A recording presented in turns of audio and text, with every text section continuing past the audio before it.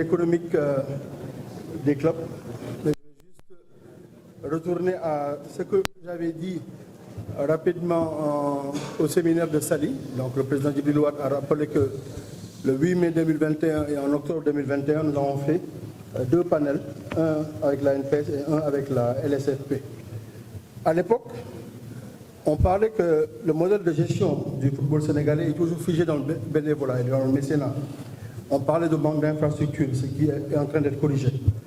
On parlait de faible budget de clubs de football sénégalais, plus ou moins 100 millions de francs CFA par an, et une visibilité médiatique quasi inexistante ou insuffisante. Mais aujourd'hui, je vois que la 2STV est en train de faire avec la chaîne LSV une amélioration de la visibilité de la Ligue. On parlait d'un manque de palmarès continental, ce qui est le cas toujours, Blaise l'a évoqué, et un manque de mobilisation populaire, ce qui n'est plus le cas. Je vois maintenant les matchs de Guédiawaye Football Club, AS Pikine, Jaraaf, vraiment il y a une très forte attractivité et je souhaite les encourager dans ce sens. Alors il y a un constat qui a été fait, c'était le désintérêt des annonceurs au profit de l'équipe nationale. Tous les moyens sont focalisés sur l'équipe nationale. Alors, et aussi, il n'y avait pas de politique de financement du sport de haut niveau et un manque de soutien de l'État.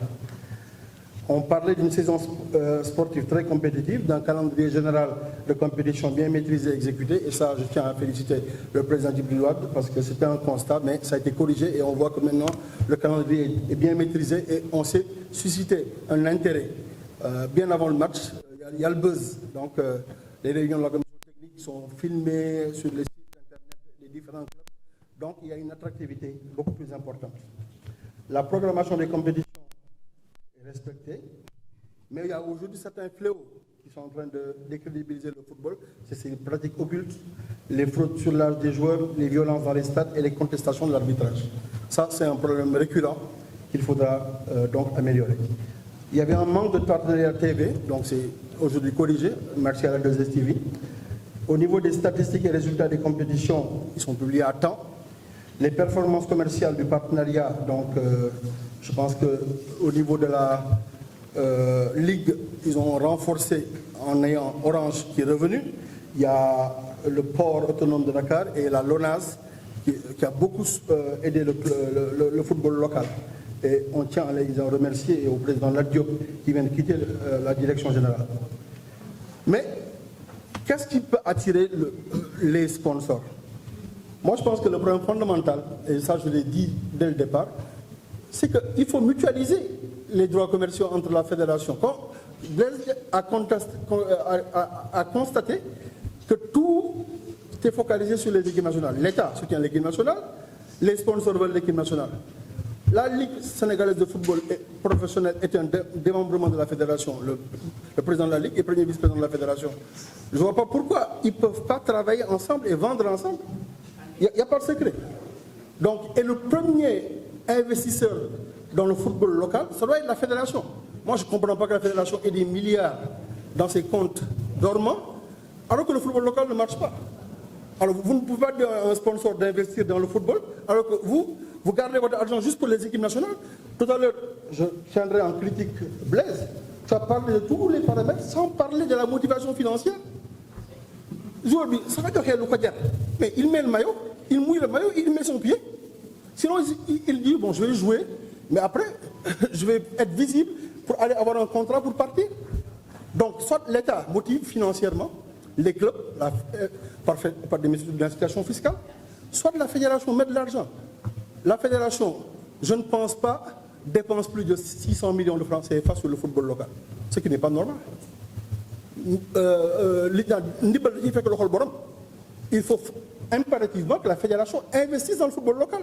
En attendant que la FIFA vienne, en attendant que l'État sénégalais vienne ou que des sponsors viennent, le premier investisseur professeur, ça doit être la Fédération sénégalaise de football, parce qu'elle est concernée.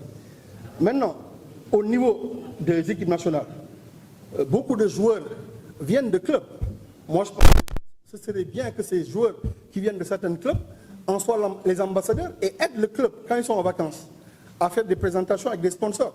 Moi, je verrais bien Gana Gueye accompagner le président de Gambar pour une présentation de sponsoring. je verrais bien le gars de Mour, Ismaël Assar, accompagner la Linguère. Il nous faut des ambassadeurs.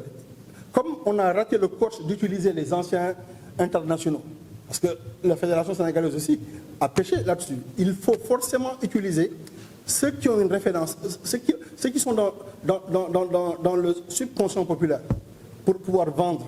Parce que le sponsoring, l'attractivité économique, c'est vendre du rêve. Donc, je pense qu'on a théorisé, on a parlé de tout.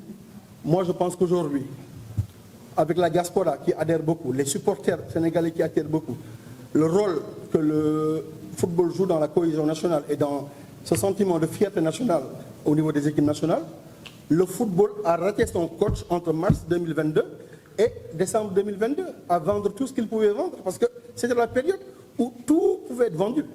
Aujourd'hui, une défaite avec l'Algérie à Dakar, on commence à douter de l'équipe. Le sponsor, il regarde tout ça. Donc, moi, je pense qu'en termes d'attractivité, on a les ressources humaines de qualité, on a un coach et des staffs techniques de qualité, on a des joueurs très engagés et brillants et talentueux. Maintenant, il faut mettre toute une synergie. Et je n'ai pas d'autre miracle. Je l'ai dit au panel de l'ANPS en mai 2021, je l'ai redit au séminaire de l'ASF. Mes recommandations sont toujours là. Tant que le modèle économique se limite à, on va aider l'équipe qui va au championnat d'Afrique, alors que la motivation financière n'augmente pas. J'apprends que la motivation financière quand tu es champion d'Afrique, c'est 20 millions de francs CFA, champion du Sénégal. Au vainqueur de la Coupe, maximum 50 millions. Alors que pendant ce temps, Samuel Eto'o, à la Fédération camerounaise, fait une subvention de 48 millions de francs CFA par club au Cameroun. Donc, il n'y a pas de secret. Ce petit gars est vraiment investir, mais il faut que nous devons aussi. Et ça, j'en appelle d'abord à la Fédération. Le président, j'ai entendu sa déclaration quand Djibril Ouad était au palais accompagnant une équipe nationale qui avait gagné, en disant, j'attends un document de vous, me disant qu'est-ce qu'il faut pour faire pour le football local. Jusqu'à présent, je n'ai pas entendu que le document a été donné. On a fait des séminaires, on a fait des restitutions, on a fait un programme. Ce document, même moi, je ne séminaire, alors qu'il y a des points précis. Si vous me le donnez, je vous fais ça en PowerPoint, une présentation que le sponsor peut entendre. Parce que le sponsor, il faut savoir leur parler. Il faut être très factuel avec des chiffres et des statistiques. Et les statistiques sont bonnes. Avec Massia Yassine Mar, ici, au panel de la NPS, avant qu'on aille à la CAN, mais il a donné des statistiques extraordinaires. Et c'est ça que le sponsor va entendre. Que moi, en m'associant au football sénégalais, je m'associe à la compétitivité, je m'associe à l'excellence, je m'associe à la fierté nationale. Donc, moi, je vais conclure mon propos sur juste ça. Il n'y a pas de miracle. Il nous faut mutualiser les droits commerciaux. La Fédération sénégalaise de football et la Ligue professionnelle doivent marcher main dans la main. Là où elle demande 350 millions à Orange, elle lui impose de mettre 150 millions pour le club local. Chaque sponsor, que ce soit Sablux, que ce soit Colis Bank, en leur disant c'est un package. La FIFA l'a fait. Moi, je l'ai vécu à ISL Marketing.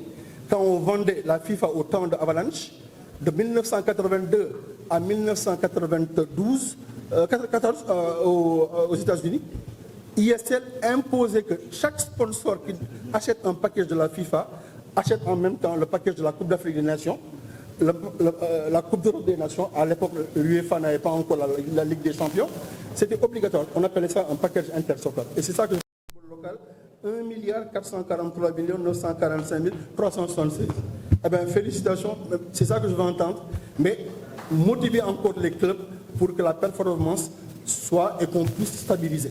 Mais aujourd'hui, vendez ensemble la Ligue et le titre. Donc je maintiens mon propos. Merci beaucoup.